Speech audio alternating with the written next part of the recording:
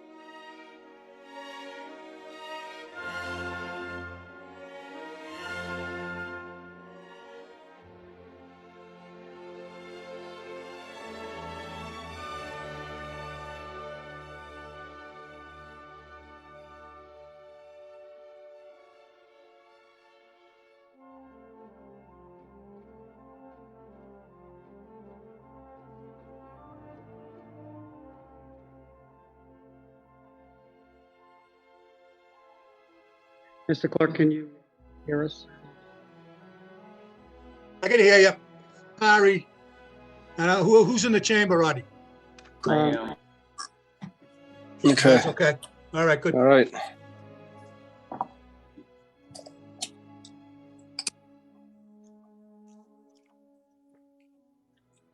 Oh.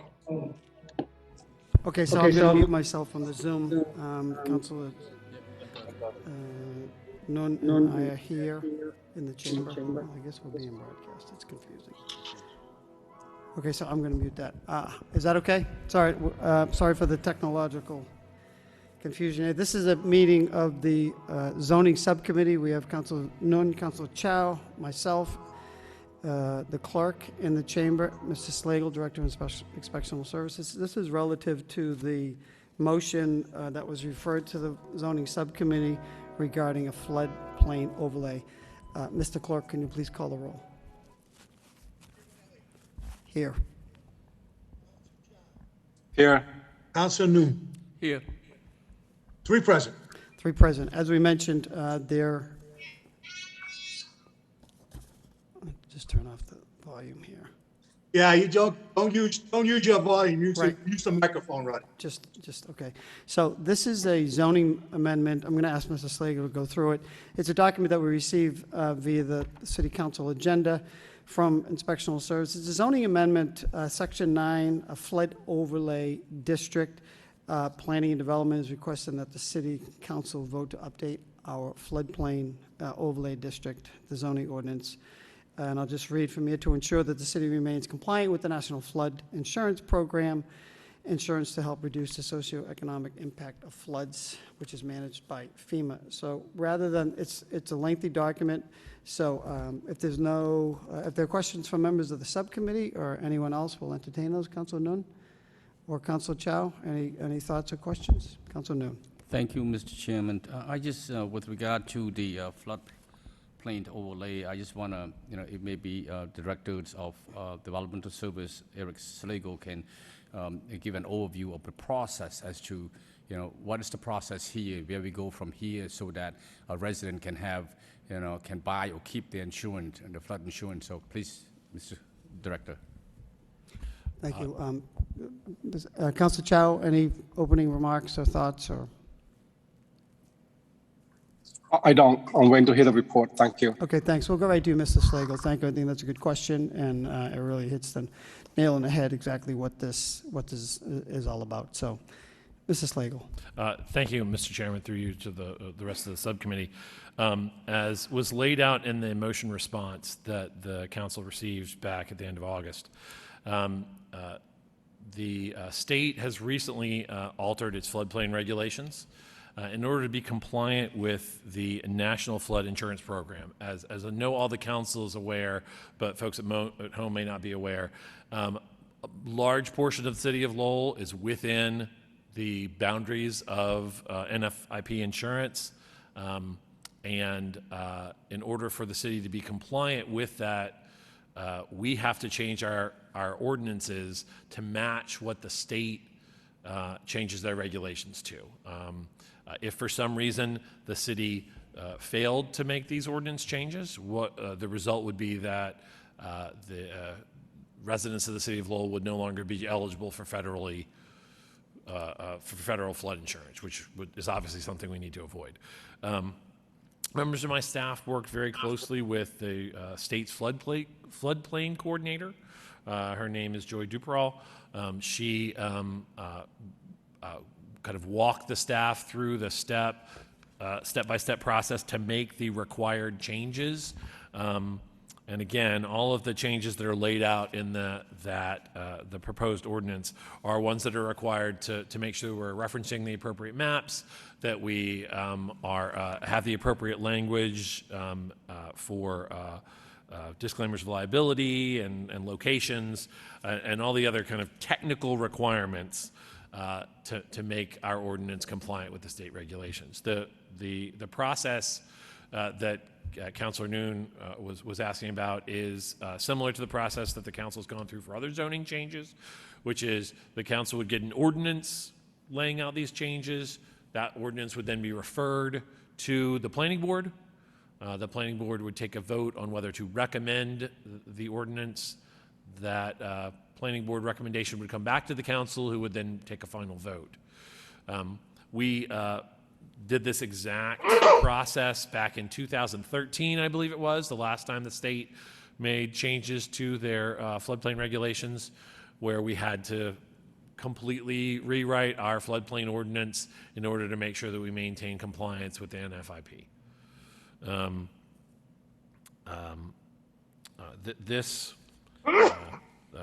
The language here is again, the changes are particularly technical.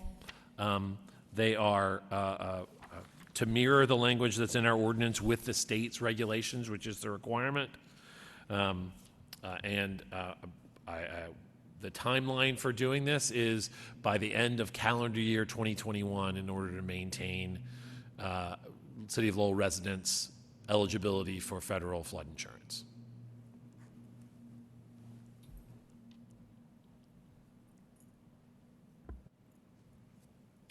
You said end of this calendar year. That's so correct. December 31. Okay. December 31. As an aside, the floodplain coordinator did let my staff know there actually was a town in Massachusetts that did fumble this ball the last time this happened, and their residents were in fact denied floodplain insurance as a result of it. It was town meeting. The town meeting didn't get their act together before the end of the year, and so the members of the town and I think it was the beginning of 2014, went several months without being eligible for flood insurance because of the failure of the town to act. My staff did this. We have plenty of time. The process is usually a few weeks from referring to the planning board. It has to get posted. The notice has to be sent out and posted in the paper 2 weeks before the planning board meeting, and then the city council usually hears the referred ordinance the day after the planning board meets. They meet on a Monday, and we usually hear it on that following Tuesday. So we have plenty of time to get it done. It is, however, something that does have to get done. Okay, that's good to know. Thank you. So is it 2013, fast forward, looking at 8 years later, is there some time frame that we have to rewrite our ordinance to be in compliance, or is that predicated on the state making their changes and then naturally we have to follow? Or is there any timeline? It's the second part. It's predicated on the state's changes. Okay, good. Just so we're sure. So the city's notified, look, the state's changed their flood insurance statute regulations, so you've got to do the same. Correct. And the floodplain coordinator is the person who reaches out to all of the communities. They do it well in advance of the deadline for us to have time to rewrite our ordinances. And as I mentioned, the floodplain coordinator for the state did walk through our staff line by line through the changes to make sure this has been vetted so that it's appropriately meets the requirements of the state to maintain that insurance. Mr. Slagle, just for my own edification, can you explain the National Flood Insurance Program is? Because I don't live in a floodplain, I'm not really 100% versed in exactly how this does affect or what it covers. As you mentioned, a good deal of the city residences are in floodplain. Do you have a number, just out of curiosity, what that no, okay. I mean, given the fact that we have two rivers and... Yeah, two rivers, the floodplain on each side of the river extends well into the neighborhoods on both sides of the river. So it is a significant portion of the city, but I don't know exact numbers. The basics about the National Flood Insurance Program is it's subsidized federal insurance. So if you purchase a house that's required to have insurance, your mortgage lender lets you know that you're required to have flood insurance. That gets paid for out of your escrow by your mortgage lender. But it's subsidized, so the federal government backs that insurance, and you get covered in the event of a flood that damages your property. It happened again back in the Mother's Day flood that everybody in the city, I think, remembers. The flood insurance program was widely used by folks around the city to get recovery dollars for that flood. I actually think 2 years later it happened again. I think that was 2006 and then 2008. Those two bad floods that we had. 7, yeah. 7 and 8, yeah. 6 and 7. It was bad, right? It was back to back, right?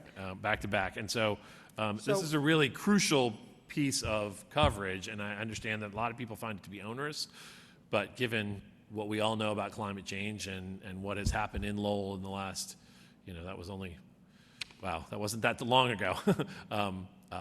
Flood insurance is a crucial piece of a requirement, and I would suggest that if we were not eligible for flood insurance, you wouldn't be able to get a mortgage for most of these properties if they're not eligible for flood insurance, because lenders aren't going to lend you money if they don't have a federally backed flood insurance rider on their property if it's in the flood district.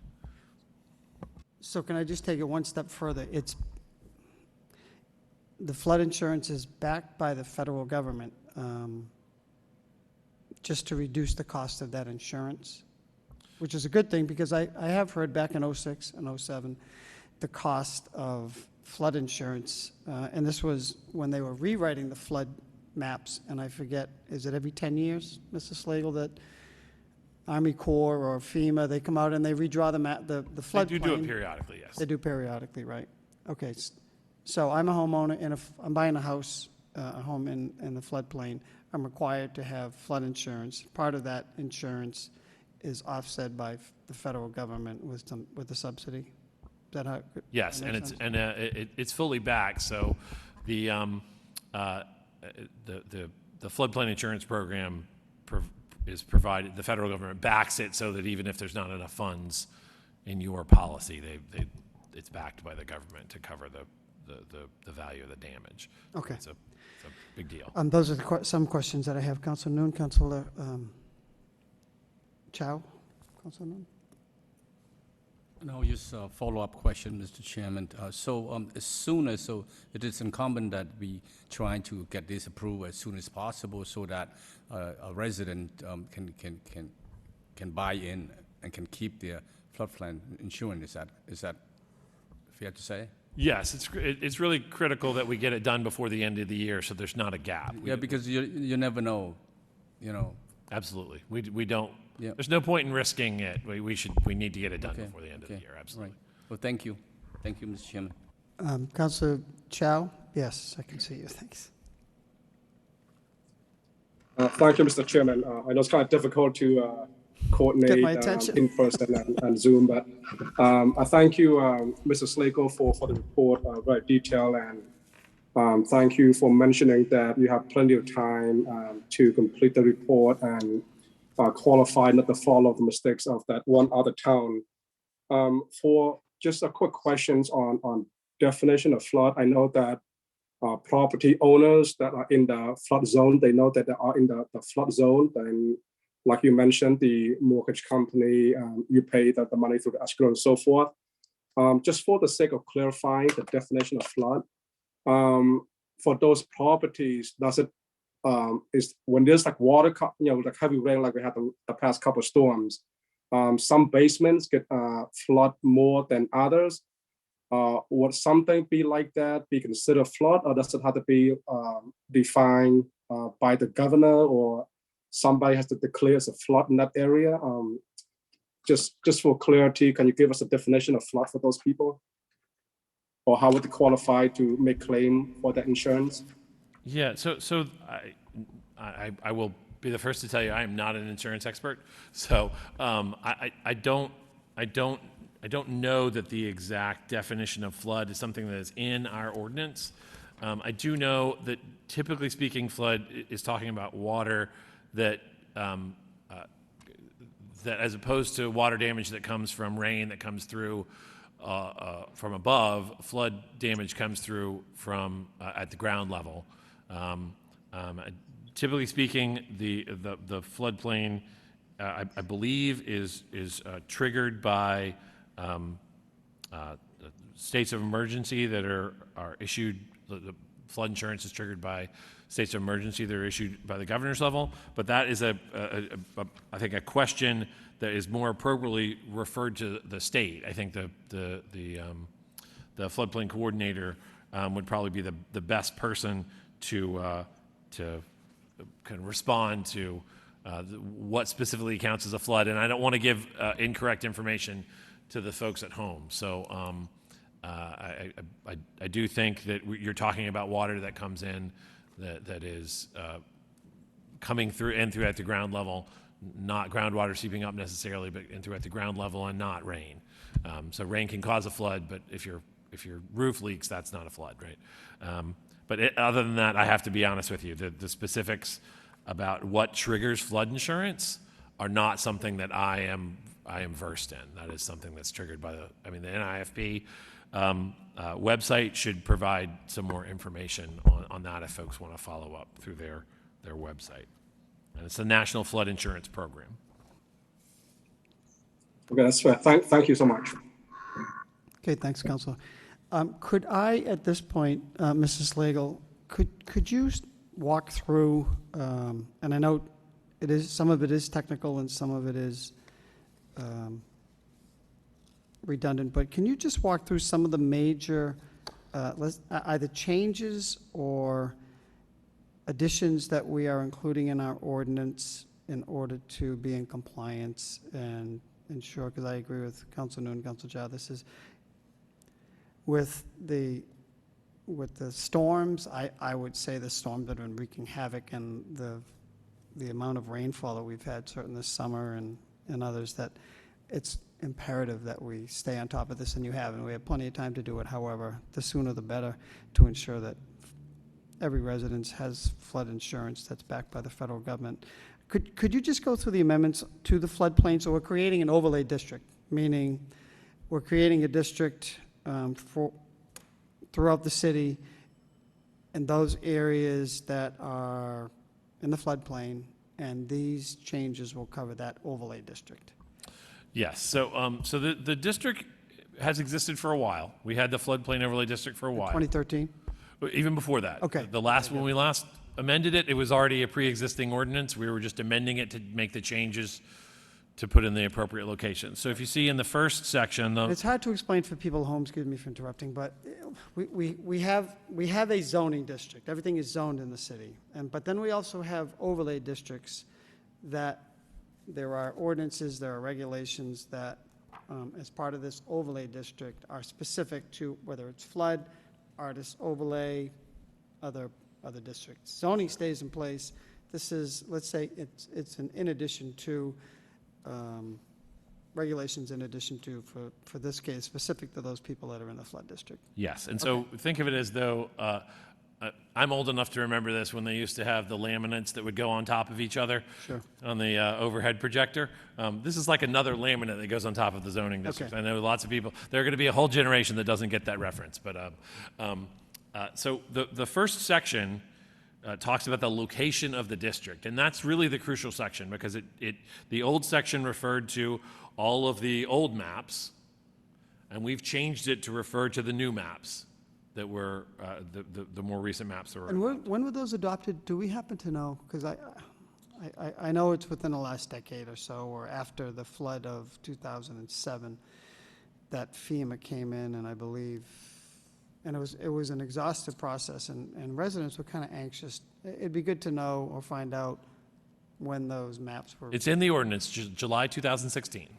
Okay, very good. Thank you. So yeah, the flood insurance map dated July 6, 2016, and show they're on file with the city, and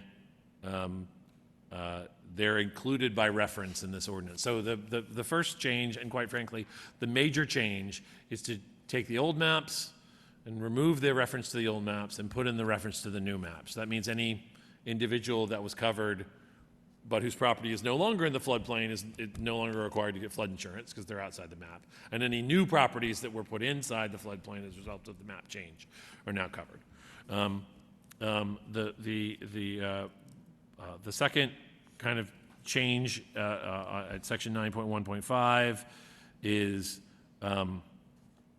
just says that it's a requirement if we have technical information that changes the elevation of the FEMA maps, we're required by this ordinance to tell FEMA so that they know, and that's in either direction. So if we come across technical information that would remove property from the floodplain, which occasionally happens, we are required to notify FEMA. But if we also find technical information that indicates that a topographical line on one of the maps is incorrect, we're required to let FEMA know. The next major changes, they added a new section about historic structures. And so there's some definitions about what constitutes a historic structure. There's also some more definition changes. Some of them are relatively minor, and some of them are major. So there's a definition change that talks about the start of what constitutes the start of construction, a definition change for what constitutes a structure under the floodplain ordinance. There's what constitutes a violation, what constitutes a variance, definitions of all the zones. As anyone who's had to deal with the floodplain maps knows, your area of risk is defined by what zone you are in. The zones are not, they're not based on common sense. So there's Zone A, Zone AH, Zone AO, Zone A99, Zone B, C, and X, Zone V, and Zone V1 through 30. Those all are very technical. Again, this is a very technical document and refers to information over which we at the city have no control. It's controlled by FEMA and their floodplain mapping. But it defines all those zones and what they mean for purposes of the floodplain ordinance. There are some other kind of minor changes. For instance, this is something that obviously happens, but they specifically made us put in that we require a permit for all proposed construction in the district, which is correct. We already do, but it's required to be a part of the ordinance to be technically compliant with the state.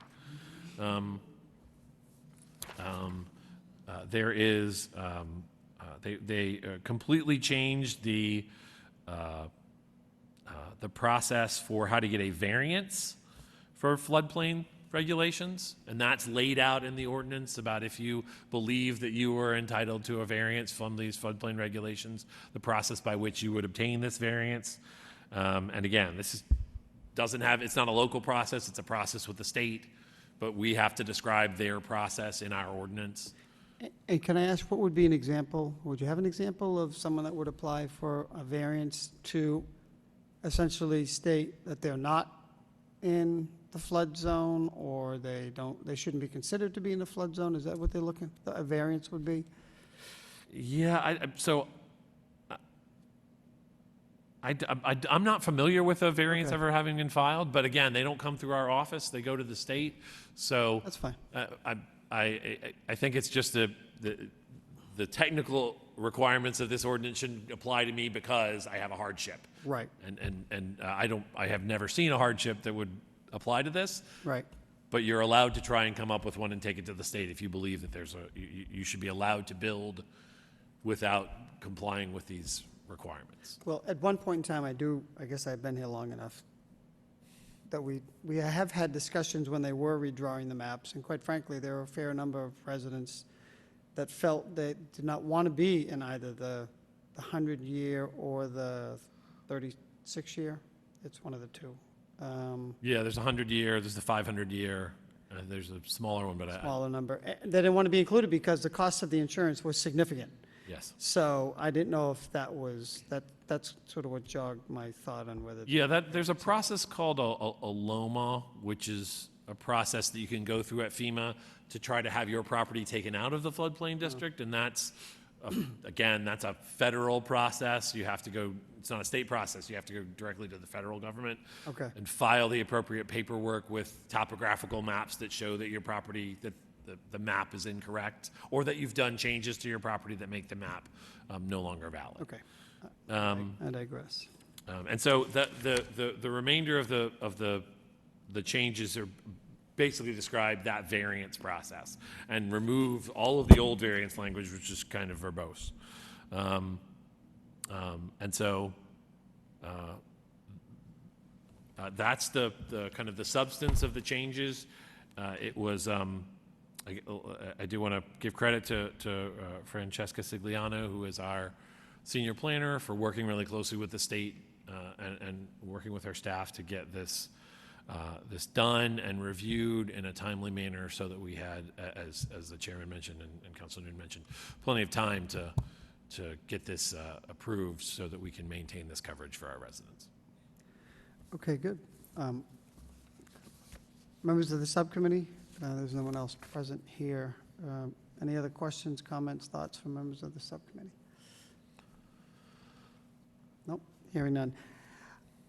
I have one more question. As I was reading through this, this is Section 8, require new and replacement sanitary sewage systems located within flood-prone areas to be designed to minimize or eliminate infiltration. Nothing, just if we're, knowing that we are still going to go through an exhaustive CSO construction process, is there anything that jumps out that we're going to be doing something different than we have been in the past? Meaning, I can recall Spark Street, significant flooding, we did address the CSO issue there. or other areas in the city. Of course, that's not a floodplain. Yeah, no, I don't believe that this is going to necessitate any kind of change in our current process. It's just kind of encapsulating and codifying those requirements to make sure that we are doing the steps that we already do here in Lowell to make sure that we're more compliant when we're replacing things. Okay, I agree with you. They're very technical. It does cite various zones with alphabetical and numerical assignment of numbers that there is no rhyme or reason, but it is exhaustive, and it does reference permit uses, firm elevations, minimum conditions, procedures that go through the Conservation Commission. So very thorough. I'll entertain a motion that we report a favorable recommendation to this proposed ordinance to the full City Council at the next meeting, and request the Law Department prepare a final ordinance to, goes to a public hearing first, or does it go to the Planning Board? It goes to the Planning Board first, and then back to the City Council for a public hearing. So this is in draft form, so we'd like to recommend that the Law Department prepare final form and refer it to the Planning Board. Motion by Councilor Nun. Second by Councilor Chow. Roll call.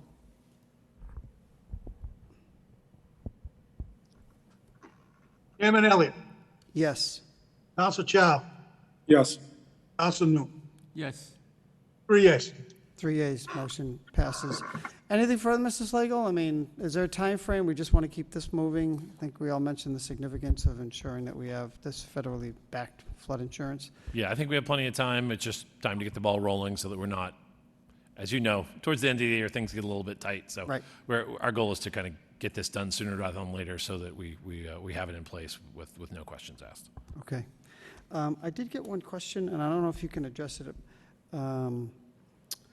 The pump house, and this might be a Mark Young, but the pump house on VFW Highway is ordered to go back online, meaning that pump house on the VFW was constructed following the last 2007 flood. Because that's going online and there is significant capacity to pump out that particular area in Centerville, is it possible, or is this a FEMA question, to pull that, to change the lines of the floodplain? That is definitely a FEMA question. Yeah, okay. And that would be something that would be accomplished through that LOMA process, where you would reach out to FEMA and get the appropriate forms in order to submit to FEMA and say that this property is no longer as subject to flooding as it was in the past. Okay, so 2016 was the redraw of the maps. So I'll get together with this person because he is right, and I don't think he'll mind. Mr. Belay, he's right. When the FEMA and Army Corps of Engineer, they ordered the rehab that had been completely deteriorated along the shoreline of the Merrimack River. So we'll look at those maps, because the process is, if we want any map line redrawn for residents, then it has to go through FEMA. So, okay, that's good. Thank you for that information. Okay, I think that's it. Thank you, members of the subcommittee, for finding time to have the subcommittee. We'll bring this back at the next city council meeting, which is next Tuesday, and with a positive recommendation, and then we'll proceed from there. Okay, motion to adjourn by Councilor Nun, second by Councilor Chow. All those in favor signify by saying aye, and those opposed, that motion carries. This meeting stands adjourned. Thank you very much, Mr. Slagle. Thank you, everybody at home, for watching. Thank you, Mr. Clerk. Thank you. Thank you, Mr. Clerk.